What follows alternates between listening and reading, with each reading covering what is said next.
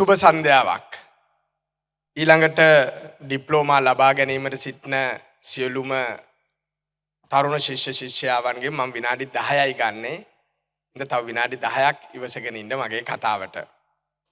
මුලින්ම මම මේ අප්පුඩි ගහන වැඩේ ඉස්සරලා අපේ නිවේදක මහත්මයාත් කරපු නිසා මට මතක් වුණේ අපේ රටේ තියෙන එක පොඩි අඩුවක් තමයි අපි කොච්චර hina වෙන කොච්චර උණුසුම් සහගත අනිත් අය ගැන කොච්චර ආදරෙන් ඉන්න જાතියක් වුණත් අපි හරීම අඩුවෙන් තමයි කෙනෙකුට thank you කියන්නේ නේ welcome කියන්නේ was nice to see you කියන්නේ glad to meet you කියන අපි හරි අඩුවෙන් තමයි ඒක වචනෙන් ප්‍රකාශ කරන්නේ. හරිම අඩුයි අපි වචනෙන් ප්‍රකාශ කරනවා තව කෙනෙකුට ස්තුතිය සහ ආදරේ.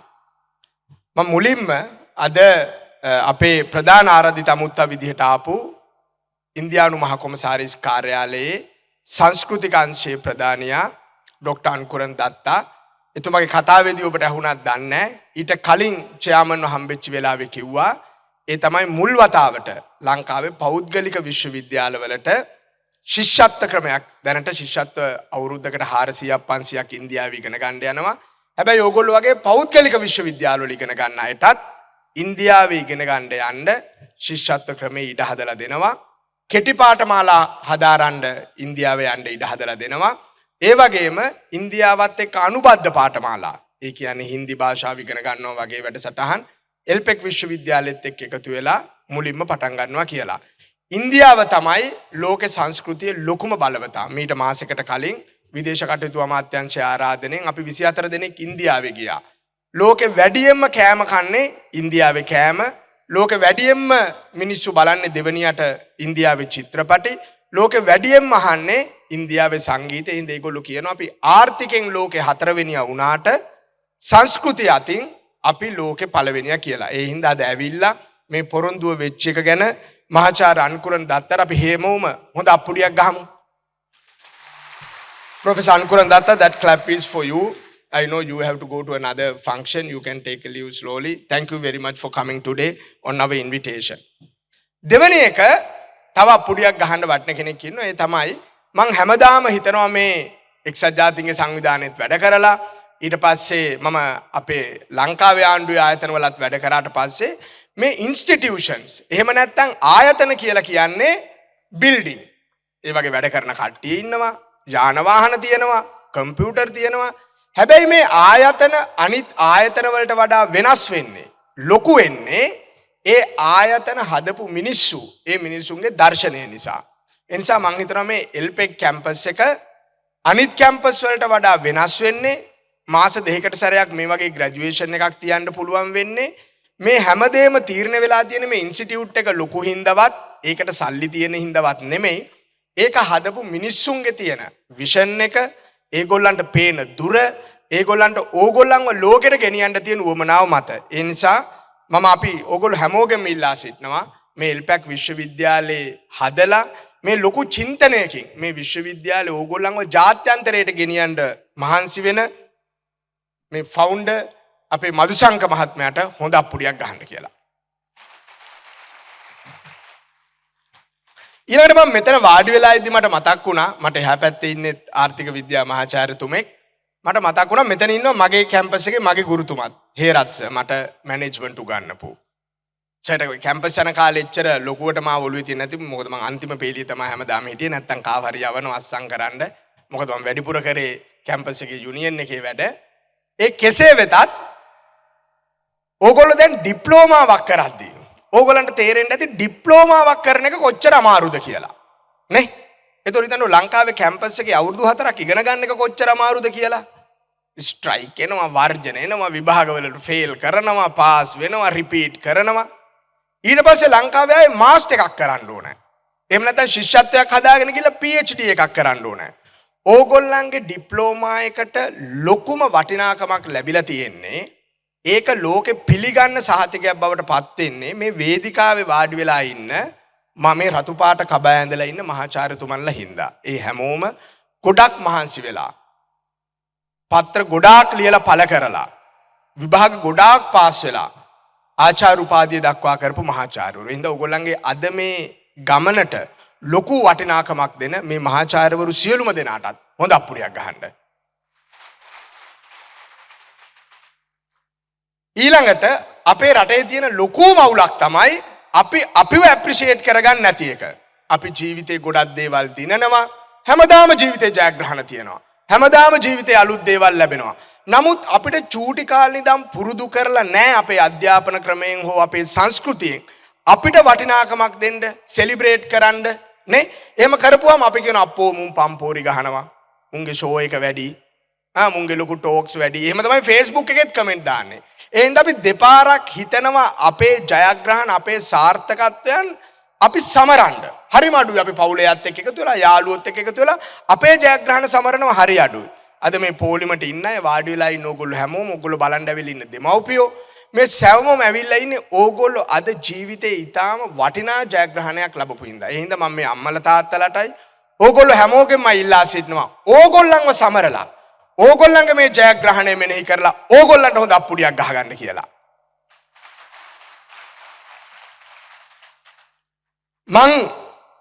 මගේ දැන් විනාඩි 10න් විනාඩි 3-4ක් ගියා. හැබැයි මම කාරණාවක් සම්බන්ධ කරගෙන චූටි දෙයක් මැද්දේ තියලා ඕගොල්ලන්ට පොඩි කතාවක් කරන්න යන්නේ. පළවෙනි දේ තමයි ඕගොල්ලෝ මේ පාඨමාලාව කරන්න පටන් ගන්න ඇත්තේ විවිධ හේතු මත. ලංකාවේ එහෙමයි. අපිට ඉගෙන ගන්න ඕන හින්දා නෙමෙයි අපි ඉගෙන ගන්නෙ.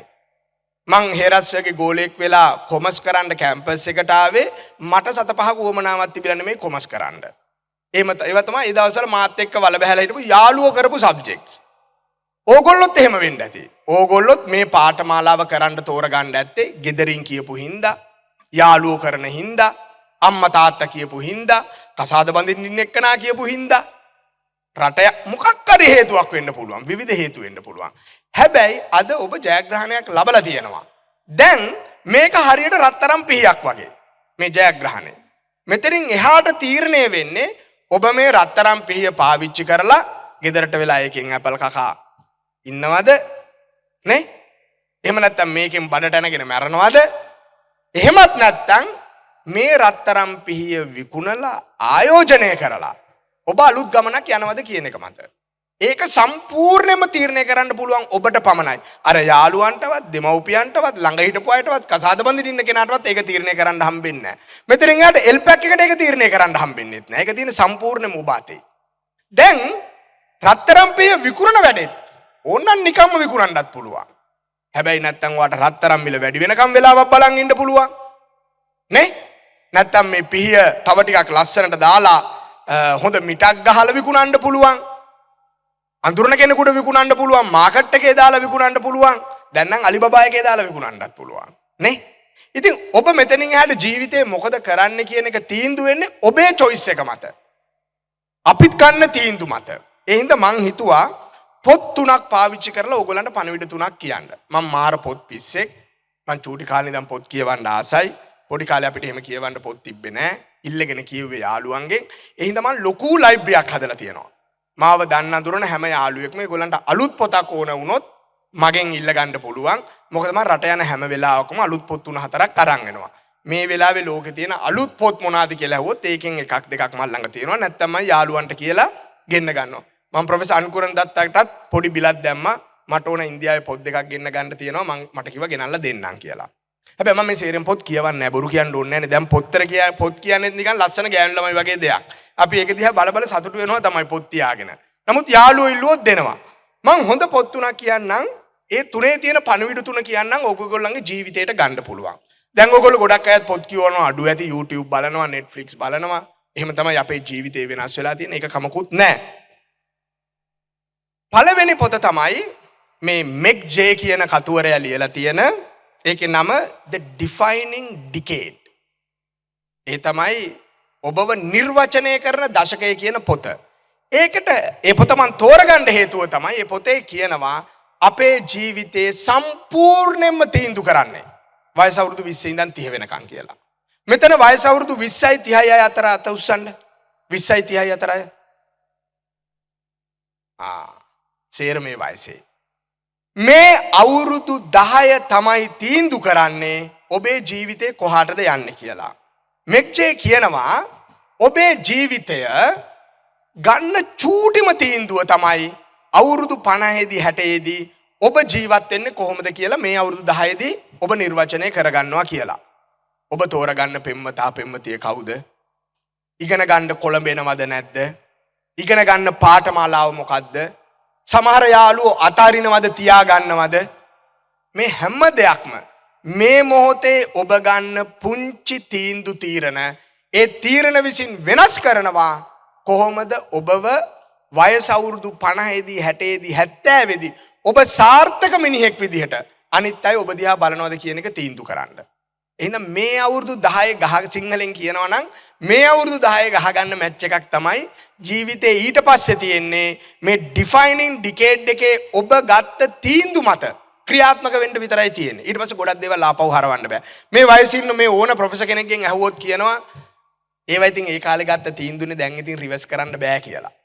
දැන් ගමන ඇවිල් ඉවරයි අපි හැමෝම මෙතන ඉන්න අය. ඒ හින්දා ඔබ මේ ඩිෆයිනින් ඩිකේඩ් එකේ ගන්න හැම චූටි තීන්දුවක් ගැනම කියවලා සාකච්ඡා කරලා අහලා බලලා හොයලා බලලා සංවාද විසංවාද කරලා ඒ තීන්දුව ගන්න ඕනේ. ඒකෙන් තමයි ඔබේ ජීවිතේ තීන්දුව කරන්නේ.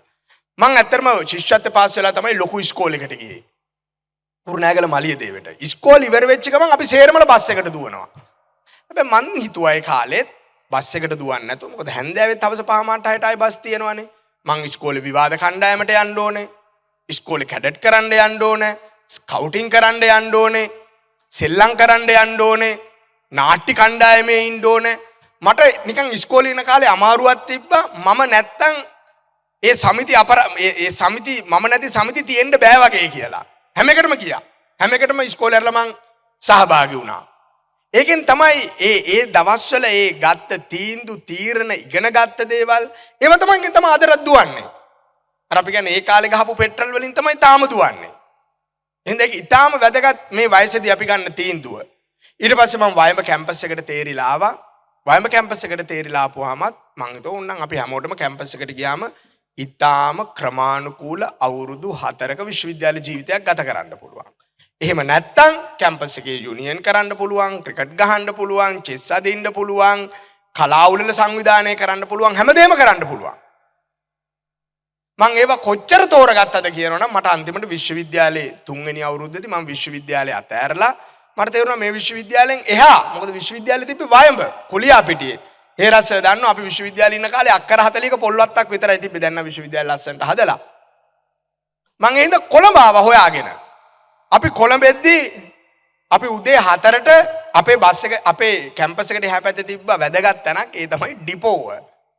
පළවෙනි බස් එක කොළඹෙන උදේ 5ට ඩිපෝවෙන් එළියට ආපම අපි කැම්පස් එකේ ඉඳන් කොළඹෙන සෙට් එක ඒ බස් එකට තමයි උදේ මුලින්ම නගින්නේ. ඉතින් අපි 7 විතා පාර 8:00 වෙද්දී අපි කොළඹට එනවා.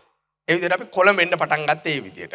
කොළඹ ආපුවාම තමයි අපි තේරුනේ ලංකාවේම වෙන ගොඩක් නගර නැහැ. කොළඹ ආපුවාම ඔබ සියලුම දෙනා කොළඹෙන්න තීරණය කරපේක ලොකු දෙයක් ඉගෙන ගන්න. කොළඹ ආපුවාම තමයි තේරෙන්නේ ඉංග්‍රීසි කතා කරන සමාජයක් තියෙනවා. තානාපති කාර්යාල තියෙනවා. ඉගෙන ගන්න තැන් ගොඩක් තියෙනවා. සල්ලි හම්බ කරපු ලොකු මිනිස්සු ඉන්නවා. ව්‍යවසායකත්වයට ඔපචුනිටිස් තියෙනවා. රස්සාවලට තැන් තියෙනවා. අමුතු මිනිස්සු හම්බෙනවා. මේ සේරම පේන්න ලොකු හෝටල් වල ලොබීස් තියෙනවා. මම හැමදාම කියන දෙයක්. ඒක හම්බෙන්න පටන් ගන්න අපි එතන හොයාගෙන ආපුවාම. අපි ඒක හොයාගෙන ආවා කොළඹට. ඒ ආපු නිසා අපිට තේරුණා කුරුණෑගලට වඩා ලොකු ලෝකයක් විශ්වවිද්‍යාලේ තිබ්බා. විශ්වවිද්‍යාලයට වඩා ලොකු ලෝකයක් කොළඹ තියෙනවා කියලා. මට කොළඹට ඉංග්‍රීසි කතා කරන්න බෑ ලොකුවට. හැබැයි අර මම කිව්වා වගේ මට ලැජ්ජ බය නාට්‍ය කරලා විවාද කරලා ලැජ්ජ බය ඇරලා තිබ්බ ඉංග්‍රීසි කතා කරන්න. එහෙනම් මට පුළුවන් වුණා මම විශ්වවිද්‍යාලේ දෙවෙනි අවුරුද්දේදී මම මගේ පළවෙනි කොන්ෆරන්ස් එකට රට ගියා. මං ගියේ මැලේසියාවට පළවෙනි කොන්ෆරන්ස් එකට. මම මැලේසියාවට ගියාම තමයි මට තේරුනේ ඉංග්‍රීසි ලෝකේ කතා කරන්නේ ඒ රටවල් වල මිනිස්සු ඒ රටට ඕන විදිහට. ඉන්දියාවේ මිනිස්සු ඉංග්‍රීසි කතා කරන්නේ ඉන්දියාවට ඕන විදිහට. මැලේසියාවේ මිනිස්සු ඉංග්‍රීසි කතා කරන්නේ මැලේසියාවට ඕන විදිහට. අප්‍රිකාවෙන් ආපු අය ඉංග්‍රීසි කතා කරන්නේ අප්‍රිකාවට ඕන විදිහට. ලංකාවේ ආදෝ විතරක් සුද්දට ඕන විදිහට ඉංග්‍රීසි කතා කරනවා. ඒ හින්දා අපිට ඉංග්‍රීසිත් බෑ සිංහලත් බෑ. අනිත් ලෝකේ හැම රටකම මිනිස්සු ඒ රටට ගැලපෙන විදිහට ඉංග්‍රීසි හදාගෙන තියෙනවා. එතකොට තමයි මට තේරුනේ ඉංග්‍රීසි කතා කරන්න ලැජ්ජ වෙන්න බය වෙන්න හොඳ නෑ. ඉංග්‍රීසි කියන්නේ මාධ්‍යයක් කියලා. ඉංග්‍රීසි මහන්සිලා ඉගෙන ගන්න එක වෙනම වැඩක් ඊට පස්සේ. හැබැයි අපේ පෞරුෂය ලංකාවේ බොහෝ දැන උගත් අපේ මිත්‍රයෝ විශ්වවිද්‍යාලයේ අපේ හිටපු දක්ෂම ළමයි ඒගොල්ලන්ගේ පෞරුෂය භාගයක්ම කඩා වැටලා තියෙන්නේ ඉංග්‍රීසි කතා කරන්න ලැජ්ජ බය හින්දා. මම වයස අවුරුදු 28 දී කසාද බැන්දේ. මම වයස අවුරුදු 28 දී කසාද බඳිද්දි මම රටවල් 52කට ගිහිල්ලා තිබ්බා. කොන්ෆරන්ස් වලට මම ඊට පස්සේ එක්සත් ජාතික සංවිධානයේ මට රස්සාව හම්බුණා. මම මේ වෙනකොට මම චෙයාමන් කිව්වා වගේ මම මේ වෙනකොට රටවල් චෙයාමන් කිව්ව 70කට මම රටවල් 68කට ගිහිල්ලා තියෙනවා. අන්තිමට අපි ගියා ඉන්දියාවට. ඊට සති 3කට කලින් චීන කොමියුනිස්ට් පක්ෂයේ ආරාධනයකින් අපි චීනෙ ගියා. මම ඇෆ්ගනිස්තානයට ගිහිල්ලා තියෙනවා, ඉරානෙට ගිහිල්ලා තියෙනවා. මම නේපාලේ ගැන මේ දවස්වල ලිපියක් ලියමින් ඉන්නවා. මොකද මම නේපාලෙට ගිහිල්ලා තියෙනවා 11 පාරක්. මම වැඩ කරපු ආයතනයේ නේපාලේ ලොකු ශාඛාවක් තිබ්බ නිසා. නේපාලේ ඕගොල්ලෝ හැමෝම දන්නවා ගිනි අරගෙන විනාශ වුණා ඊයේ පෙරේදා. හැබැයි එකක්වත් මම ටිකට් අරන් සල්ලි දීලා නෙමෙයි ගියේ. මොකද මට තේරුණා කොළඹ ආවට පස්සේ අවස්ථාවන් හොයාගන්න නම් අපි මේ අවස්ථාවන් පස්සේ දුවන්න ඕන කියලා. මට ලොකු හිනා තිබ්බා. අපේ ගමේ මිනිස්සු රට ගිහිල්ලා තිබ්බේ මැද පෙරදිග. අපේ ගම්වල රට යනවා කියලා කියන්නේ අපි දන්න නැන්දලා, පුංචි අම්මලා, ලොකු අම්මලා මැද පෙරදිග යන එකට. එතනින් එහාට ලෝකයක් තියෙන විත්තිය. ඒ ලෝකේ ගැන අපිට සිහිනයක් තියෙන්න ඕනේ. ඒ සීනේ තියෙන ඉඳ මං ස්කෝලර්ෂිප්ස් වලට ඇප්ලයි කරලා සමහර ස්කෝලර්ෂිප් ඇප්ලිකේෂන් වලට රිප්ලයි එකක්වත් නැහැ. හැබැයි පුරුදු වෙන්න ඕන මේකට ඇප්ලයි කරලා මේක දිහා බලන් ඉන්න. එක දවසක මට ඊමේල් එකක් ආවා ඔයාව ඇමරිකාවේ විශ්වවිද්‍යාලයකට තෝරගෙන තියනවා කියලා. එතනින් තමයි මට UN එකේ ජොබ් එක හම්බුනේ, ලෝකෙ පෙවුනේ, ලෝකෙ දැක්කේ. ඒකෙන්ද ගොඩාක් කල් බලන් ඉන්න ඕන. මේක කවුරුත් අපිට අතින් ගෙනල්ලා තියලා දෙන්නේ නැහැ. නේ? ඒකට මහන්සි වෙන්න ඕනේ. ඒක දිහා බලාගෙන ඉන්න ඕනේ. ඊළඟට දෙවෙනි පොත තමයි ජේම්ස් ක්ලියර්ගේ Atomic Habits කියන පොත. ඒකත් ඊටාම වැදගත් පොතක්. ඒක මම ඔයාලට ඇයි මේ පොත කියවන්න කියලා කියන්නේ. ඒ පොතේ කියනවා අපේ චූටිම habits තමයි අපිව මොන වගේ මිනිහෙක්ද කියලා තීරණය කරන්න කියලා. Atomic කියලා කියන්නේ ඊටාම චූටි කියන එක.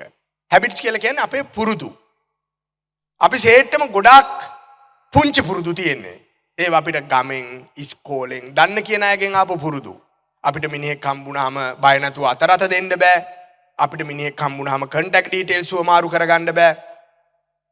අපිට ගෙදර ගියාට පස්සේ එයාත් එක්ක සමතතා පවත්වාගෙන යන්න හුරුවක් නැහැ. අපිට ලොකු හුරුවක් නැහැ. මොකද අපේ සමාජය එහෙම සමාජයක් නෙමෙයි. හරිම කුලෑටි සමාජයක් අපේ සමාජේ. ඒ හින්දා තමයි අපිට ඉස්සරහින් ඉන්නේ හැම වෙලෙම මේ ලෝකේ රේස් එකේ. මම හැමදාම ජොබ් වලට පිටරට ඇප්ලයි කරපුවාම මේ ලොකුම ෆයිට් එකක් තියෙන ඉන්දියාවේ අයගේ. මොකද ඒගොල්ලෝ රේස් එකට පුරුදු වෙලා. අපිට එහෙම රේස් යන්නේ නැහැ. අපි ටිකක් ආතල් එකේ චූටි දූපතක් පොඩි අවස්ථාවන් ටිකක් තියෙන. ඒ හින්දා අපිට මේක ඉන්න පුළුවන් වෙලා තියෙනවා. ඒ හින්දා මේ චූටි හැබිට්ස් හදාගන්න විදිය, පුරුදු වෙන විදිය, ඒක ඊටාම වැදගත් අපේ ජීවිතේ. මම ඒ පුරුද්ද හදාගත්තා. මම කුලියාපිටි කැම්පස් එකේ ඉඳි උදේ 4ට නැගිටලා 5ට කොළඹෙන පුරුද්ද හදාගත්තා. මං හැමදාම දවසට පැය 2ක් ඉංග්‍රීසි පොතක් කියවන එක වෙන්න පුළුවන්. ඉංග්‍රීසි ෆිල්ම් එකක් බලන එක වෙන්න පුළුවන්. පස්සේ කාලේ මං තව හොඳ පුරුදු හොයාගත්තා. ඉංග්‍රීසි දන්න ගෑනු ළමයි එක්ක chat කරන එක. ඒකනොත් ඉංග්‍රීසි හදනවා. නේ එක අලුත් විදිහට මේක හොයාගන්න ඕනේ. ඉතින් මේක ඒතකොට තිබ්බේ මැසෙන්ජර්. දැන් ඉතින් WhatsApp ඇවිල්ලා ලෝකෙ වෙනස් වෙලා Skype කියලා තිබ්බා. ඒ වගේ කතා කරන්න කෝල් වල මේ සේට්ටම් පුරුදුනා. අපි ක්‍රමේ හොයාගන්න ඕන අපේ හැබිට් එක හදාගන්න. මොකද අපිට අන්තිම සීන වැදගත්. අන්තිම සීනේ ගමෙන්, ටවුමෙන්, ලංකාවෙන් එළියට තියාගන්න ඕන. ඒ සීනෙත් මේක ඇතුළෙම අපි පොද කන්න ගටන් ගත්තොත් එහෙම අපි ඉතුරු වෙන ඊට වඩා පල්ලෙහා තැනක. හොඳ පොතක් අරගෙන කියවන්න. මගේ වෙලාව අඩු හින්දා මම වැඩි කියන්න යන්නේ. හැබැයි මම ආසම පොත ඕගොල්ලන්ට නිර්වචනය කරන තුන්වෙනි එක. ඒක තමයි මම ආසම පොත. Courage to be disliked. ඒ තමයි අනිත් අය අකමැති පුද්ගලයෙක් වීම සඳහා ඔබට තිබෙන වීරය, ඔබට තියෙන ධෛර්යය. Courage to be disliked. ඒ පොත කොපීස් මිලියන 3ක් ලෝකෙ විකිණිලා තියෙනවා. කැමති කෙනෙකුට ඉල්ල ගන්න පුළුවන්. මගේ ලයිබ්‍රරියේ තියෙනවා ඒ පොත. ඒ පොතේ කියනවා ඔබ සාර්ථක මිනිසෙක් වීමට නම් ඔබ ළඟ ධෛර්යයක් තියෙන්න ඕන කියලා අනිත් මිනිස්සු අකමැති වෙන එක, අනිත් මිනිස්සු ඔබට ඩිස්ලයික් වෙන එක ඉවසා දරා ගන්න. ඔබ යන්නේ වෙනස් ගමන, ඔබට ගමෙන් එළියට එන්න ඕන නම් ගමේ උන් ඒකට අකමැති. ඔබට ඉස්කෝලේ යාළුවෝ ගොඩෙන් එළියට ඇවිල්ලා ව්‍යවසායකයෙක් වෙන්න ඕන නම් ඉස්කෝලේ යාළුවෝ ඒකට අකමැති. ඔබට කැම්පස් එකේ යාළුවෝ ගොඩෙන් එළියට ඇවිල්ලා පිට රටක ඉගෙනගෙන යන්න ඇප්ලයි කරනවා නම් කැම්පස් එකේ යාළුවෝ අකමැති. ඔබ දැන් ඉන්න බිස්නස් ගොඩෙන් එළියට ඇවිල්ලා කොළඹලුත් බිස්නස් ඔපචුනිටි එකක් හොයනවා නම් දැන් ඉන්න යාළුවෝ අකමැති. එහෙම තමයි මේක හැදිලා තියෙන්නේ. එහෙම තමයි මේක හැදිලා තියෙන්නේ. ඒ හින්දා තමයි මේක ලෝකෙම තීර එකක් තියෙන්නේ, courage to be disliked. ඒ පොතේ තියෙනවා සැබෑ නිදහස, ෆ්‍රීඩම් එක. සැබෑ නිදහස එන්නේ අනිත් අය ඔබව විවේචනය කිරීම, නොසලකා සිටීමට ඔබට තියෙන ධෛර්යයෙන් කියලා. Facebook එකේ මිනිස්සුන්ගේ කමෙන්ට් වලට, TikTok එකේ මිනිස්සු එවන මැසේජ් වලට, Instagram එකේ තියෙන ලයික්ස් ආහා වලට ඕගොල්ලෝ ජීවිතේ තීන්දුව කරන්න ගියොත්, තීරණය කරන්න ගියොත් අපිට අර ලොකු සිහිනේ දැක ගන්න බැරි වෙනවා. මොකද ලොකු සිහිනේ තියෙන්නේ අනිත් මිනිස්සුන්ගේ අකමැතිකම්, බාධා කිරීම, විවේචන ගණන් ගන්න නැතුව උඩට යන එක මත. මේ පොත අන්තිමට තියෙන තව ලස්සන දෙයක්, ඒ තමයි happiness is a choice කියලා. අපේ සතුට අපේ තීරණයක්.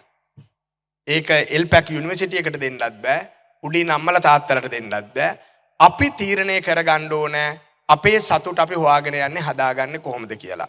ඒක කියන්නේ happiness is a choice කියලා. ඒ නිසා මම ඔබ සියලුම දෙනාගෙන් ඉතාම ආදරෙන් ඉල්ලා සිටින්නේ, දැන් කාටවත් පොත් කියවන්න කියලා ඉල්ලලා වැඩක් නැහැ.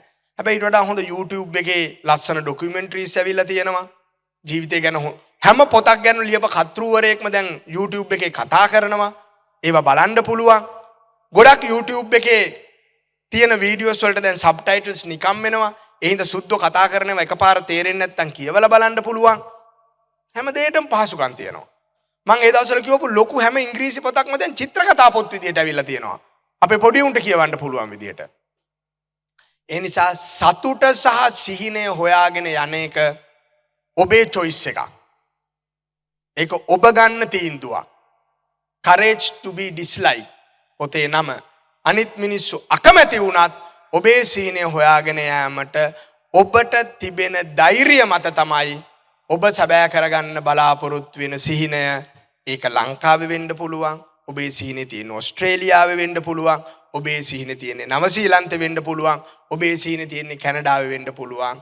ඒ කිසිම දෙයකට තව දුරටත් මායිම් සීමා නැහැ. ඒ නිසා ඔබ සතුට සොයාගෙන යන තීන්දුව ඔබ විසින්ම ගන්න කියලා ඔබ සියලුම දෙනාට ආරාධනා කරමින් මගේ විනාඩි 10 මම අවසන් කරනවා. මේ අවස්ථාව ලබා දුන්නට බොහොම ස්තුතියි.